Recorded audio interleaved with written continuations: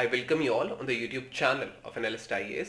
हमारा आज का टॉपिक डिकोडिफाइड डिस्कशन करने के लिए है women business and the law report 2023. ये रिपोर्ट वर्ल्ड बैंक ने रिलीज किया है.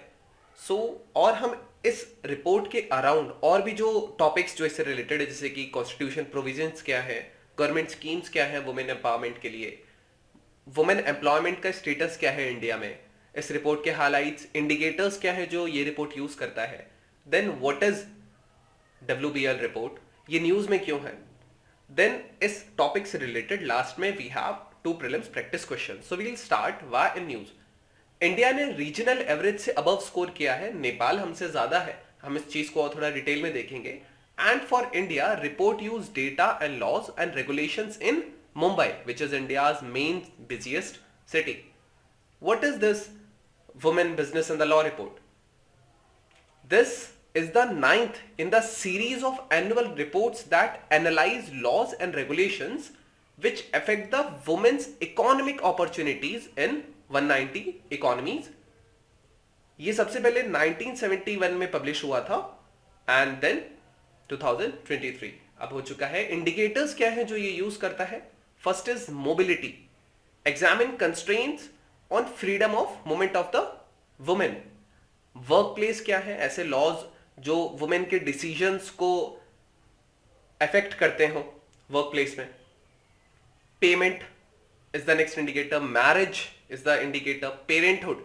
It examines laws affecting women's work after having children. Then entrepreneurship analyzes constraints on women's starting and running businesses. Assets, it considers gender differences in property and inheritance which are with the women. Then pension को ये indicate use करता है. Excess laws affecting the size of women's pension. So these are 8 indicators which is used by this report. Now what are the highlights of the report? India as lower middle income group country, it has scored 74.4 out of 100. सबसे maximum हमने perfectly score किया है mobility में, work place में और marriage में. Rest other इनका average जब आप जोड़ते हो then you get 74.4. Overall score जो है वो रीजनल एवरेज के अबव है. साउथ एशिया का जो रीजनल एवरेज रहा है वो 63.7 रहा है, बट नेपाल हमसे ज्यादा आगे जिसका 80.6 स्कोर रहा है इस रिपोर्ट के हिसाब से. Now only 14 out of 190 countries have received a score of 100 out of 100. Belgium, Canada, Denmark, France, Germany, Greece, Iceland, Ireland, Latvia, Luxembourg, Netherlands, Portugal, Spain and Sweden. ये 14 कंट्रीज हैं जिनका 100% स्कोर आया है. UAE एक leading country के रूप में emerge हुआ है मिडिल ईस्ट कंट्रीज में, in this Middle East and North African region में. Now what is the status of women employment in India? जो पार्टिसिपेशन है वुमेन का वर्कफोर्स में, it has remained low. In 2019 21% of women were either working or looking for work compared to 32% in 2005. तो इसमें थोड़ा सा increase हुआ है, अभी रिसेंट डेटा के हिसाब से और इंक्रीज हुआ होगा. India female labour force participation ये लोएस्ट है ब्रिक्स कंट्रीज में से, which are Brazil, Russia, India, China and South Africa. इनमें से सबसे जो लोएस्ट FLPF रेट है वो इंडिया का है. एंड आसपास की नेबरिंग कंट्रीज से भी हमारा लोअर है, जैसे श्रीलंका और बांग्लादेश को अगर हम मिलाते हैं तो. Now there is more women in rural areas in labour force compare to the urban areas. Gender wage gap एक मेजर प्रॉब्लम है ही हर एम्प्लॉयमेंट में. Migration of women for employment has increased in recent year. And according to the United Nations Women estimates, women एक significant proportion बनाती हैं health care workers का. अगर आप देखेंगे नर्सेज एंड मिडवाइफ्स में से तो 80% जो होते हैं उसमें वुमेन होते हैं. So this is the status of women employment in India. Then what are the government schemes जो वुमेन एम्पावरमेंट में हेल्प करेंगी? First is Beti Bachao Beti Padhao scheme. ये एक अवेयरनेस कैंपेन है वुमेन की एजुकेशन को एंकरेज करने के लिए. Then there is Kiran scheme which is knowledge involvement in research advancement through nurturing. ये वुमेन को एंकरेज करता है रिसर्च एंड डेवलपमेंट में. देन प्रधानमंत्री मातृ वंदन योजना, ये सेंट्रली स्पॉन्सर्ड स्कीम है और ये मैटरनिटी बेनिफिट प्रोग्राम चलाता है, जो कि एग्जीक्यूट करने का जिसका काम है वो है ministry of women and child development, maternity benefit के लिए है।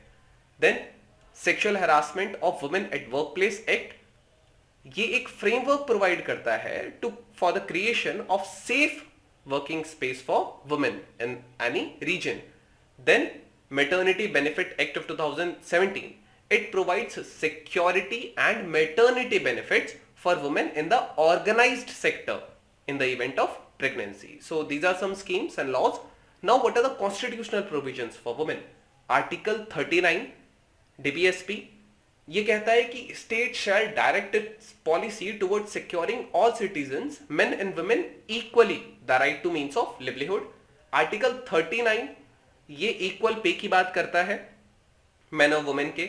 आर्टिकल 42 ये कहता है कि the state to make provision for ensuring just and human conditions for work and maternity relief. Article 51 which is a fundamental duty, it says to renounce the practices derogatory to the dignity of the women. Article 300A ये women को right to property देता है। Article 73 amendment 73 and 74 act of 1992, जिससे पंचायत और municipality के act से इसमें 1/3 reservation जो दिया जाता है वो वुमेन को दिया जाता है लोकल पोल बॉडीज में, जो कि पंचायत और म्युनिसिपैलिटीज की होती हैं। That was through these amendment acts. So these are some of the constitutional provisions. अब हम कुछ प्रैक्टिस क्वेश्चन देखेंगे। That which of the following indicators were not used in the women business and law report of 2023? You can type the correct answer in the comment section given below. I hope this would be easy for you. Now we have our second question. India's ranking in women business and the law report recently seen in news. Which of the following organizations releases that report? You have 4 options: Organization for Economic Cooperation and Development, World Economic Forum, World Bank and World Trade Organization. You can also type its answer in the comment section as well. So this was all about today's video. Stay tuned with Analyst IAS for videos like this. Have a great day.